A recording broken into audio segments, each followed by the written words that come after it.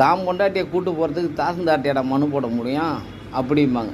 அது போல் அந்த கிராமத்து பழமொழி போல் தான் இன்றைக்கி நம்ம இந்தியாவுக்கும் பாகிஸ்தானுக்கும் நடைபெற்ற சண்டையில் அந்த போர் நிறுத்தத்தை அறிவிக்கிறது ஒன்றும் பாகிஸ்தான் வந்து அறிவிக்கணும். இந்த சண்டையால் 2 நாட்டுக்கும் பொருளாதார இழப்பு, மக்கள் பாதிப்பு, இப்படி பல்வேறு பிரச்சனை இருக்குன்னு ஒன்று பாகிஸ்தான் நாங்கள் போரை நிறுத்திக்கிறேன்னு சொல்லணும். அப்படி இல்லைன்னா இந்தியா சொல்லணும்.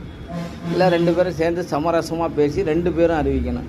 இதை விட்டுட்டு நான் ட்ரம்ப் அறிவிக்கிறார், அமெரிக்க அதிபர் ட்ரம்ப் அறிவிக்கிறார். இது எப்படின்னு தெரியல, நீங்களே அதை புரிஞ்சிங்க. நம்ம ரொம்ப அதில் பேச வேண்டியதில்லை.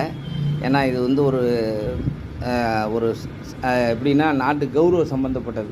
இதுக்கு மேலே எல்லையை தாண்ட முடியாது நம்மளால். அதாவது நம்மளே பார்த்திங்கன்னா சாதாரணமாக பக்கத்து வீட்டுக்காரன் பொண்டாட்டி அடிச்சுக்கிட்டு இருப்பான்.